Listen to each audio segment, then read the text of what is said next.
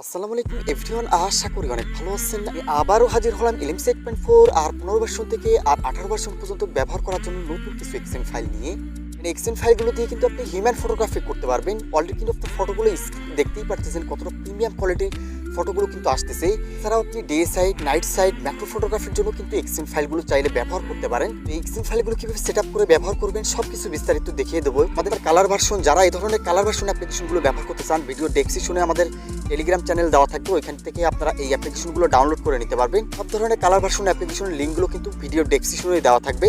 দেখতে পাচ্ছেন এখানে যে এক্সেন ফাইলগুলো দিতেছি, এই এক্সেন ফাইল দিয়ে কিন্তু আপনি day side, night side, human ফটোগ্রাফির জন্য কিন্তু ব্যবহার করতে পারবেন। চাইলে কিন্তু আপনার ম্যাক্রো ফটোগ্রাফির জন্য কিন্তু এক্সেন ফাইলগুলো ব্যবহার করতে পারেন। খুবই প্রিমিয়াম কোয়ালিটির কিন্তু ফটোগুলো আসবে। অলরেডি কিন্তু আপনার কালারগুলো দেখছেন, লাইটরুমের প্রিসেটের মতো কালারগুলো কিন্তু আসতেছে। অনেক ফাইলটা দেখতে পাচ্ছেন, এটা দিয়েও কিন্তু আপনি সেলফির জন্য কিন্তু হিউম্যান ফটোগ্রাফি করতে পারবেন। পোর্ট্রেট মোডে একেবারে ডিএসএলআর কোয়ালিটি কিন্তু ফটোগুলো আসবে। তাছাড়াও কিন্তু আপনি ডে সাইডের জন্য, নাইট সাইডের জন্য কিন্তু ব্যবহার করতে পারেন। তবে আপনার রাতের জন্য কিন্তু হিউম্যান ফটোগ্রাফির জন্য এই এক্সেন ফাইলটা একেবারে বেস্ট হবে। আপনারা ব্যবহার করলে কিন্তু বুঝতে পারবেন। চ্যানেলে যদি নতুন হয়ে থাকেন অবশ্যই চ্যানেলটি সাবস্ক্রাইব করে দেবেন আর পাশে থাকা বেল আইকনটা প্রেস করে রাখবেন। এখন কিছু এক্সএমএল ফাইলের কালার সেটিং এর কথা বলে দিচ্ছি। অনেকের আছে আপনারা কালারগুলো পরিবর্তন করতে চান, সেক্ষেত্রে আপনার যে এক্সএমএল ফাইলটা আপনারা কালার পরিবর্তন করতে চান সেই এক্সএমএল ফাইলটা আপনারা ফার্স্টে ইনপুট করে নেবেন। ইনপুট করার পরে এখান থেকে আপনারা সেটিং অপশনে চলে আসবেন। সেটিংয়ে আসার পরে এখান থেকে ফটো প্রসেসিং এই অপশনটাতে ক্লিক করবেন। তারপরে এখান থেকে আপনারা মেন ক্যামেরা, ফ্রন্ট ক্যামেরা এই দুইটা আপনারা এখান থেকে চেঞ্জ করবেন। যদি ব্যাক ক্যামেরাটা চেঞ্জ করতে চান সেক্ষেত্রে আপনারা মেন ক্যামেরাতে চলে আসবেন। আমি আপনাদের একটা সেটিং দেখিয়ে দিচ্ছি, একটা সেটিং দেখে আপনারা ফ্রন্ট ক্যামেরাটা চেক করে নেবেন। আচ্ছা, এখান থেকে আসার পর আপনারা মেন সেটিংয়ে আসবেন। মেন সেটিংয়ে আসার পর এখানে উপরে দেখতে পাচ্ছেন শার্পনেস, এখানে ক্রোমা দেওয়া আছে। এই অপশনগুলো কিন্তু আপনি কনফিগ বানানোর সময় কিন্তু সেট আপ করে রাখছি। তো আপনারা আপনাদের মতো কিন্তু পরিবর্তন করে নিতে পারেন। যদি আপনারা বুঝতে না পারেন সেক্ষেত্রে কিন্তু এই অপশনটা আপনাদের ঘাটাঘাটি করার দরকার নাই। তো আমি আপনাদের কালারগুলো এখান থেকে দেখিয়ে দিচ্ছি কীভাবে কালারগুলো পরিবর্তন করবেন। এর জন্য আপনারা চলে আসবেন, এই যে কালার অপশনটা আছে এই কালার অপশনটাতে ক্লিক করবেন।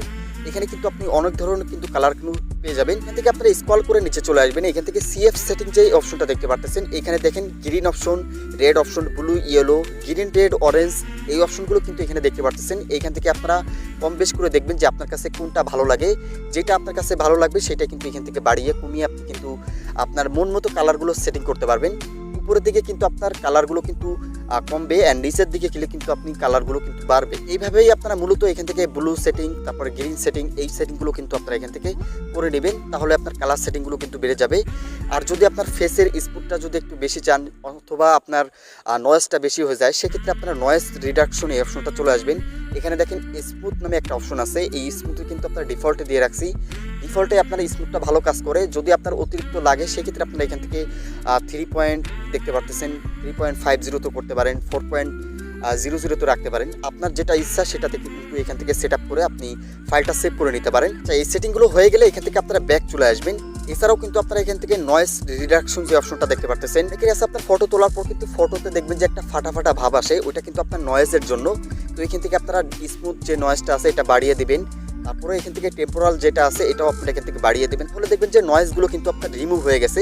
আচ্ছা, এই সেটিংগুলো আপনি মন মতো করছেন, এইটা কিভাবে সেট আপ করবেন এটা সেভ করে নেওয়ার জন্য এখান থেকে কনফিগে চলে আসবেন। তারপরে এখান থেকে সেভ সেটিং, এখান থেকে আপনি আপনার নামটা লিখে দিতে পারেন অথবা আপনি আপনার মতো একটা নামে আপনার এক্সএম ফাইলটা তৈরি করে নিতে পারেন। তারপরে এখান থেকে যখনই আপনারা ইয়েস ক্লিক করবেন এই এক্সএমএল ফাইলটা কিন্তু আপনার এখানে সেভ হয়ে যাবে। আচ্ছা, ক্যামেরাতে আসার পর এখানে দেখতে পাচ্ছেন সাইফ এক্সএমএল কিন্তু একটা সেভ হয়ে আছে এক্সএমএল ফাইল। এক্সএমএল ফাইলটাই কিন্তু আপনারা মাত্র সেটিং করে সেভ করলাম আপনাদের সামনেই। এভাবে কিন্তু আপনারা সেভ করতে পারবেন। এক্সএমএল ফাইলগুলো যদি ভালো লেগে থাকে অবশ্যই ভিডিওতে একটা লাইক করে দেবেন আর কমেন্ট সেকশনে আপনার মতামত বলতে ভুলবেন না কেমন হয়েছে এক্সএমএল ফাইলগুলো। আর যদি চ্যানেলে নতুন হয়ে থাকেন অবশ্যই চ্যানেলটি সাবস্ক্রাইব করে দেবেন আর পাশে থাকা বেল আইকনটা প্রেস করে রাখবেন। তাহলে আমাদের নতুন নতুন এক্সএমএল ফাইলের ভিডিও কিন্তু আপনার কাছে সবার আগে পৌঁছায় যাবে। তো দেখা হবে, কথা হবে নেক্সট কোনো কনফিগ ভিডিওতে। ততক্ষণ সবাই ভালো থাকবেন। আল্লাহ হাফেজ।